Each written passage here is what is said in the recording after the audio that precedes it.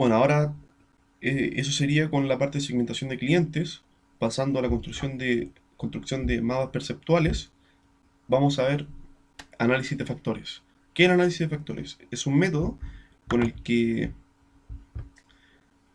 vamos a modelar variables observadas en términos de un número menor de factores que no son observados, que se llaman también variables latentes. Eso es lo que después vamos a graficar en un mapa perceptual. Tenemos una gran cantidad de variables, probablemente, pero solo queremos tratar de explicar todas estas variables a partir de algo más simple, pero que no está en los datos, que no es observable. Entonces, estos factores pueden ser ideas que quieren describir un fenómeno, podemos tener una idea a priori de qué es lo que son, y el análisis, es importante tener en consideración que el análisis de factores es un método que requiere un juicio subjetivo de parte del usuario de manera muy prominente, más que en K-means, en donde nosotros ya generamos este algoritmo y hay dos partes que tienen juicio, que sería eh, la cantidad de clusters que tienen un poco de juicio, cuántos clusters uso y el nombre que le doy. Estos son los clientes que compran harto, estos son los clientes que compran poco. Pero igual viene sustentado por parte de los datos. En análisis de factores, el juicio toma una parte mucho más relevante, lo que implica que pueden producirse diferencias relevantes en la interpretación de qué significan estos factores. Entonces entremos un poco más en el modelo.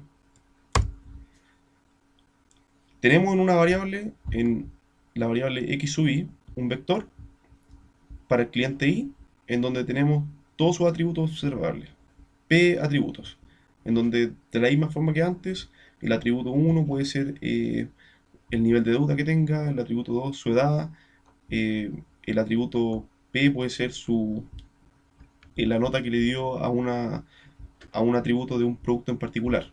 Puede ser el atributo que sea dependiendo de lo que estemos analizando.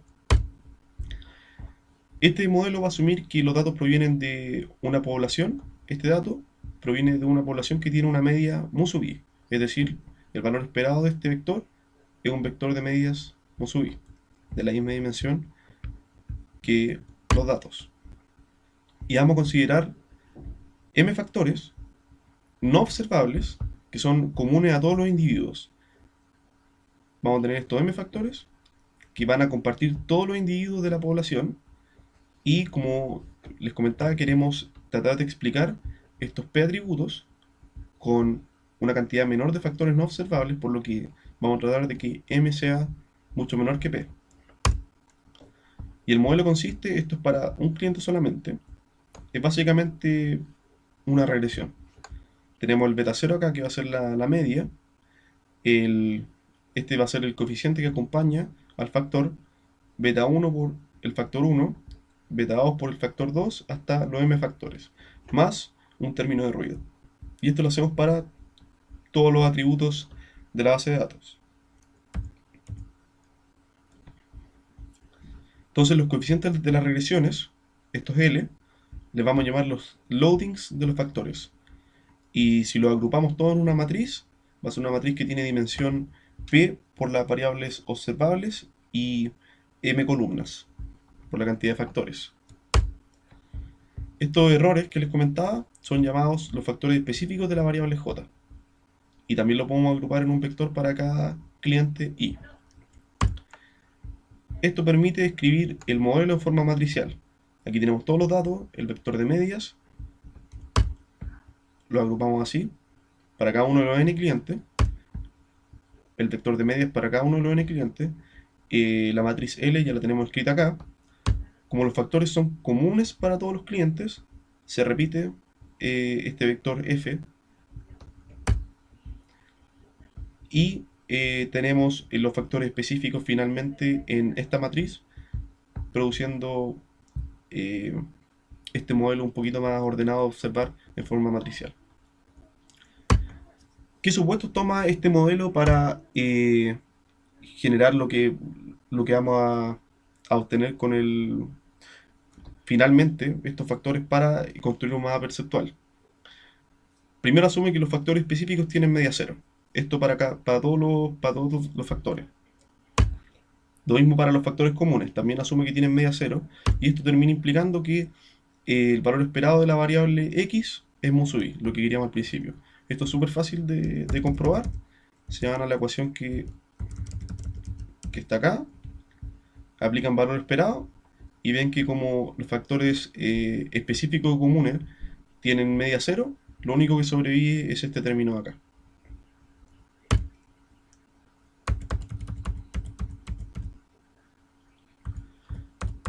Bueno, el modelo también asume que los factores específicos van a tener varianza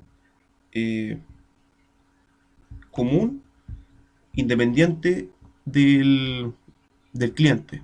Si se fijan, este factor específico es para el cliente y la varianza, el resultado, no depende de este subíndice I. Eso es básicamente lo que está diciendo. Y los factores comunes van a tener varianza 1.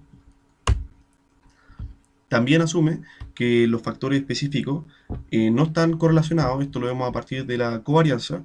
La covarianza lo que hace es darnos un sentido de qué tan linealmente relacionados están dos variables. Por ejemplo, si la covarianza da positiva, yo podría asumir que, o esperar, que si esta variable toma un valor alto, esta también va a tomar un valor alto.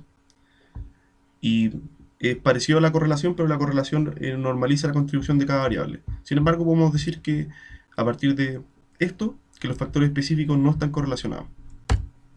También vamos a asumir, esto es un supuesto, que los factores comunes tampoco están relacionados y que los factores específicos no están correlacionados con los factores comunes. ¿Esto en qué va a resultar? En que la varianza de la variable j va a ser este término de acá. Nuevamente, esto volviendo a las ecuaciones que son similares a una regresión,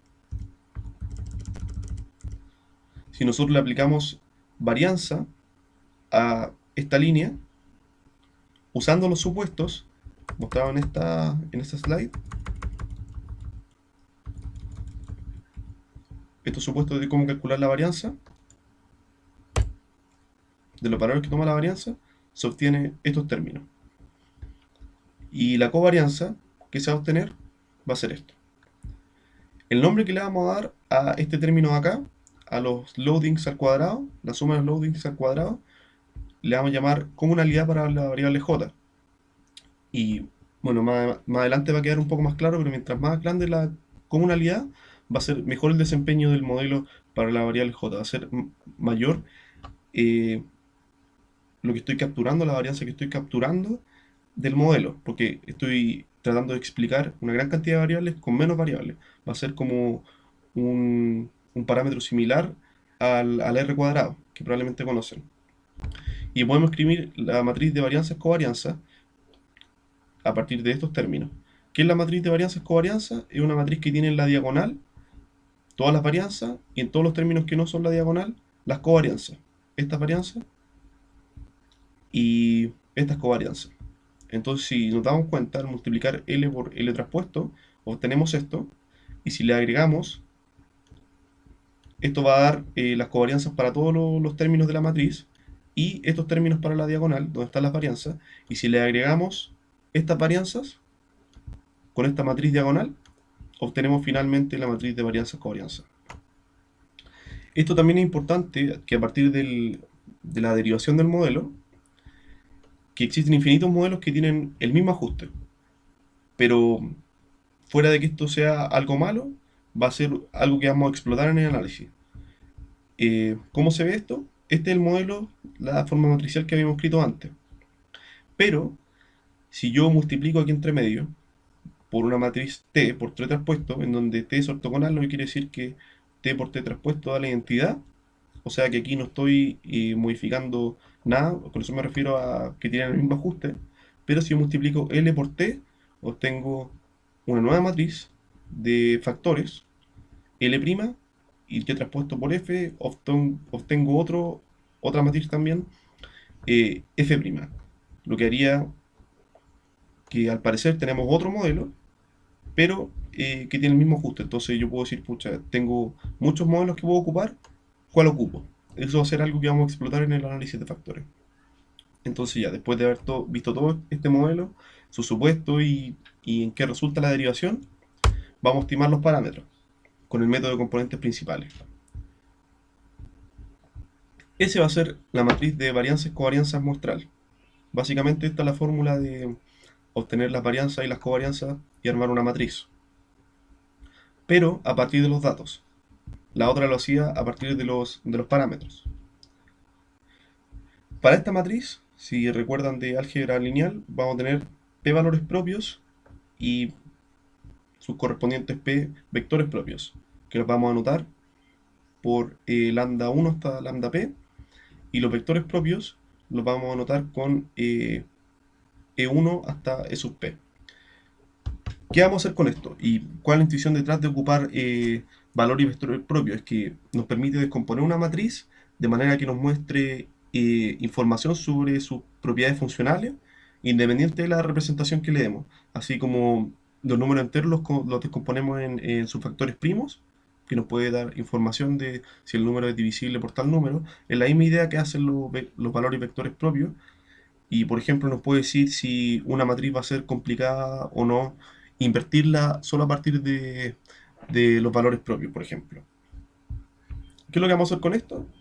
Es realizar la descomposición espectral de la matriz sigma. Eso significa que la matriz sigma la puedo escribir solo a partir de los vectores propios y valores propios, con esta fórmula. Y aquí viene la parte importante. Aquí, si se dan cuenta, reduje la dimensionalidad. Pasé de ocupar P valores propios y vectores propios a ocupar M, que resultan en este término y que voy a querer que resulte L por L traspuesto, que son los factores del modelo, los que quiero estimar. ¿Cuáles M voy a elegir? Hay varios criterios, pero el que vamos a ocupar acá es el criterio de Kaiser, que es quedarse con los valores propios mayores que 1. Cuando estimemos los valores propios de la matriz, vamos a descartar todos los que no sean mayores que 1. Con eso, tenemos un estimador para los loadings de los factores de la fórmula anterior. Hacemos la multiplicación de esta matriz, de estos vectores, y obtenemos este estimador. También las varianzas específicas las podemos obtener del modelo anterior. Recordar que teníamos esta ecuación para la matriz de varianza y covarianza, y estas son la matriz diagonal que contiene las varianzas específicas. La despejamos y reemplazando sigma, la matriz de varianza y covarianza, por las varianzas y covarianzas originales de los datos y los factores que estimamos, podemos obtener las varianzas específicas. Así estimamos todos los factores del modelo, que eran los loadings como los coeficientes de la regresión más los términos de error. Entonces, ya después de harta teoría sobre el modelo y los supuestos, llevemos esto a la práctica para que quede idealmente bastante más claro. Vamos a realizar análisis de factores, estimar los parámetros y con esto construir un mapa perceptual. Entonces, en este segundo ejemplo, tenemos las notas de algunos alumnos, de 5 alumnos, para los ramos de Marketing 1, Finanzas 1 y Taller 2. Y queremos saber si a partir de las notas que se sacan existe algún efecto subyacente que pueda explicar las calificaciones de estos 5 alumnos para los ramos. Para esto vamos a usar análisis de factores, como les decía, estimar los parámetros por componente principal y hacer un mapa perceptual. Bueno, recordar que este es un ejemplo de juguete porque la idea de el análisis de factores es hacer una reducción de dimensionalidad un poco más grande que de 3 variables y ocupar idealmente siempre más observaciones. Pero esto espero que sirva para clarificar. Nuevamente nos vamos a R, en donde vamos a ejecutar el análisis de factores. Entonces, a partir de las notas que yo le mostré, creo yo los vectores con las notas. Era en Marketing 1, un 2.8, un 5.2, un 7, etc. Los voy guardando estos vectores. Un 2.8, un 5.2, un 7, etc. O sea, estas son las notas de Marketing 1, de Finanza 1, si no me equivoco, y de Taller 2. Hay funciones que crean directamente la matriz de varianzas-covarianzas a partir de estos datos, pero para que quede un poquito más claro de qué significaba esto, la voy a construir yo a mano prácticamente. Entonces, de esta matriz de 3×3, primero voy a construir la varianza para este vector, para las notas de marketing. Entonces la varianza se calcula como la media de la variable al cuadrado menos la media al cuadrado, o la esperanza. Y las covarianzas, por ejemplo, entre la variable 1 y la variable 2, se calcula con esta fórmula. Es una diferencia de multiplicación de media. Ejecuto todo esto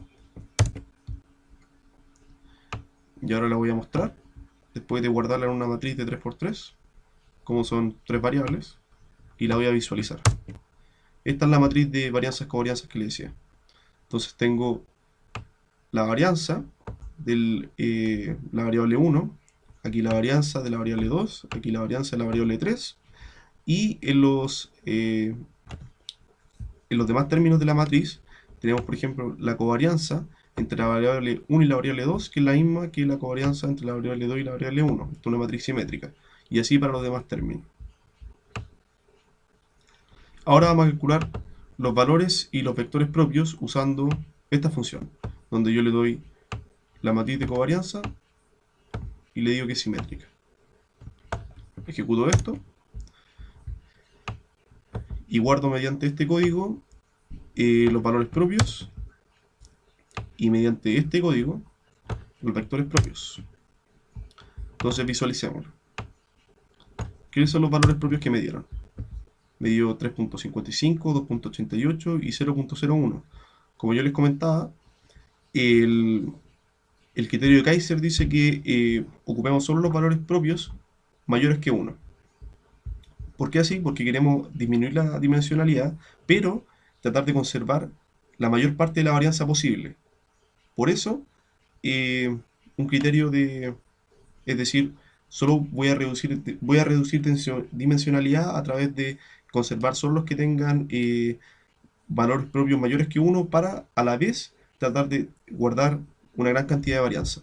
Entonces, los únicos vectores propios que vamos a ocupar va a ser el primero y el segundo, asociados a estos valores propios. Luego, usando, voy a volver acá un poco para que sea más fácil explicar, usando esta fórmula, voy a tener una estimación de los loadings de los factores, que era lo que quería.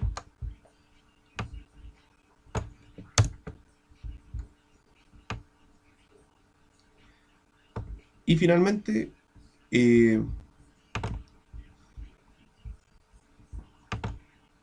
ejecuto esto. Y finalmente, para la variable 1, le guardo sus dos factores. Lo mismo para la variable 2, para la variable 3. Y con esto voy a lo guardo en un data frame, que es con lo que trabaja R. Llamo una librería para graficar lo que obtuve. Esto no es necesario que se lo explique, es solo una forma de generar un gráfico, como el que yo quiero. Y con esto voy a obtener aquí abajo el mapa perceptual, en donde yo tenía tres variables y las terminé dejando en solo dos variables subyacentes que son no observadas. Y aquí viene la parte de la interpretación. Lo voy a ver un poco más claro acá en el PowerPoint.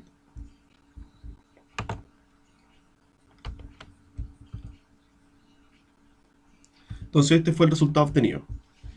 Para la variable 1, que eran las notas en Marketing 1, obtuve este valor del loading para el factor 1, 1.88 y prácticamente 0 para el factor 2. Para la nota de finanza 1, tengo prácticamente 0 para el factor 1 y un poco más de 1 para el factor 2. Dice que pesa más el factor 2 y no pesa nada el factor 1. Y para taller 2 dice que pesa negativamente el factor 2 y prácticamente nada el factor 1. Y aquí viene la parte de interpretación. Tal vez podrían pensar ustedes qué nombre le podemos dar al factor 1 y qué nombre le podemos dar al factor 2. ¿Qué puede explicar las notas de marketing de manera positiva pero no tener ningún efecto sobre, no tener ningún efecto sobre las notas de Finanza 1 ni sobre las notas de eh, Taller 2. Esto sería lo que se refleja en el factor 1. Un nombre que yo le podría dar, pero tal vez a ustedes se les produce otro, se les ocurre otro, es asistir a clases. Tal vez asistir a clases de Marketing 1 sí mejora las notas, pero no tiene efecto sobre las notas de Finanzas 2, ni Finanza 1, ni Taller 2. ¿Y qué puede explicar una buena nota en Taller 1, perdón, en Finanza 1, que sea contraproductivo en Taller 2 y no tenga efecto en Marketing 1, que sería el factor 2? Tal vez yo le podría dar el nombre de esto, sería eh, ejercitar con material de control anteriores. Tal vez esto es muy beneficioso en Finanza 1, como en Marketing 1 no, tal vez no hay mucho material de control anteriores, o en realidad no tiene ningún efecto. Y en Taller 2, tratar de hacer algo con material de semestres anteriores tiene un efecto incluso negativo sobre las notas. Recuerda, este es un ejemplo de juguete, pero esto es lo que haríamos con un mapa perceptual. Y ustedes le pueden dar el nombre que se les ocurra, que tenga algún sentido, o que tal vez tenían pensado de antes, al factor 1 y al factor 2. Ahora, nuevamente, igual que en la parte anterior, un ejemplo un poquito más real. Esto vamos a ocupar una base de datos de autoevaluaciones que hicieron alumnos de Stanford, que son datos reales, que ellos se pusieron nota sobre 32 atributos de personalidad. Ahora tenemos en vez de 3 variables, 32 variables, en donde estos atributos son algunos como si qué tan distante eres, qué tan hablador, qué tan amable, etc. Y te tenías que poner una nota. Vamos a hacer análisis de factores en que queremos explicar esta variable observada por factores latentes. Y finalmente vamos a crear un mapa perceptual e interpretar el significado de estos factores. Nuevamente esta parte yo se las tengo un poco en blanco porque el que quiera ejercitar les voy a compartir estos códigos y con comentarios para que es súper fácil seguir lo que hay que hacer. Pero aquí voy a ocupar la solución mía ya. Entonces para esta parte vamos a leer la base de datos directamente del sitio de Stanford, que es el test de personalidad. Con este código y el nombre que le dimos a la base de datos, vamos a poder visualizar los primeros datos, como la cabecera. Entonces tenemos todas estas variantes: distant, careless, hard worker, y las notas que se pusieron estos alumnos. El alumno 1 se puso un 2 acá, un 7 acá, un 1 y así, etcétera, con cada una de las variables, hasta el alumno 6. En vez de abrir toda la base de datos con el otro código, este permite ver de manera un poquito más rápida cómo se ven los primeros números. Con esto podemos generar un resumen de estadísticas principales de las variables. Esto, por si quieren ver un poquito más qué está pasando, pero no voy a entrar en detalle, me genera para cada variable el mínimo, el valor del primer cuartil, la mediana, la media, el máximo, etc. Y esto para cada variable para ver qué está pasando a modo general. Y ahora vamos a realizar el análisis de factores de manera un poquito más rápida. Vamos a guardar la base de datos en un data frame, que así me lo pide el código para ejecutar el análisis de factores. Y ahora lo vamos a ejecutar simplemente ocupando esta función, donde primero ponemos el nombre del data frame, que lo guarda acá. Ejecutar para 10 factores. Este número yo se lo estoy dando predeterminadamente, pero podría ser para menos o para más. Esto es lo que me refería con la parte de que pueden haber distintos resultados del modelo. De hecho, hay infinitos loadings que se pueden estimar y todos tienen el mismo ajuste. Pero aquí lo vamos a explotar. Vamos a ocupar esta función, que es la rotación, que me guarde la mayor varianza posible. Esto es un código que viene por default acá. Hay otros métodos que generan esta rotación, pero aquí vamos a ocupar el método varimax, que yo no entré en detalle, pero a eso me refería con que existe más de una representación de ese modelo. Entonces yo ejecuto esto y lo guardo en la variable factAn. Aquí puedo visualizar los loadings de los factores. Esto es lo que me dio. Y esta es la varianza que que me genera el factor 1, por ejemplo. El factor 1 me genera esta varianza acumulada. Y así con los 10 factores yo logré explicar de 32 atributos, yo puedo explicar el 62% de la varianza de estos datos. Lo cual puede ser bastante positivo. Estoy reduciendo a menos de un tercio la cantidad de variables y explicando un 60% de los datos. Y ahora con esto vamos a visualizar un mapa perceptual con los factores 1 y 2. Queremos interpretar qué significa el factor 1 y el factor 2. Para que se vea mejor, lo voy a poner acá en la diapositiva y vemos qué obtuvimos. Entonces en el factor 1, aquí está el 0, tenemos en los extremos como outgoing y sociable, y en el otro extremo tenemos que distante, tímido, eh, withdrawn como introvertido, etc. Y en el otro factor tenemos los extremos trabajador, perseverante, disciplinado, y en el otro extremo, en el negativo, flojo, como giving up, como dice, tal vez se rinde fácilmente, descuidado. Y aquí viene la parte subjetiva, que ustedes le pueden dar el nombre que crean apropiado para estos factores. Pero, por ejemplo, para el factor 1, analizando los extremos, podríamos decir que el factor 1 mide qué tan extrovertido o introvertido es la persona. Y eso me explicaría el resto de las variables.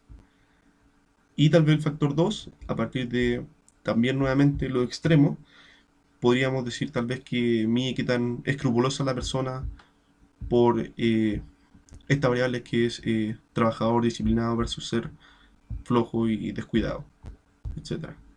Pero aquí nuevamente esto es subjetivo. Si yo hubiera trabajado con una menor o mayor cantidad de factores, esto hubiera dado algo distinto, pero este es el método y permite dar una interpretación con menores variables y con atributos latentes, una gran cantidad de variables. Entonces, ¿cuál es la metodología para cerrar de análisis de factores? Eh, Queremos identificar atributos sobresalientes que puede usar un consumidor para evaluar los productos. Esto es la, como la práctica más típica, que es un factor no observable a partir de características observables del producto. Entonces yo podría usar técnicas cuantitativas de marketing como encuestas para recolectar datos de valoraciones que le da un cliente al producto. Así como en el ejemplo anterior, los estudiantes se dan valoración a sí mismos sobre ciertos atributos. Un cliente podríamos pedirle que le dé una valoración sobre ciertos atributos a un producto. Con esto lo cargamos en un software estadístico y ejecutamos análisis de factores. Y a través de variables observables podemos extraer atributos subyacentes, latentes, y construir un mapa perceptual que me identifique alguna variable latente de cómo los clientes se sienten con respecto a un producto en particular. Bueno, esto sería la clase y espero que lo principal que se puedan llevar de esto es la capacidad de aplicar herramientas cuantitativas de marketing y que ya con estos simples códigos y entender un poquito en profundidad qué hay por detrás, pueden aplicar en la práctica, en el mundo real, eh, análisis que generan valor eh, para sus propias empresas, para empresas donde trabajen después o donde quieran hacer la práctica. Así que eso sería por hoy. Nos estamos viendo.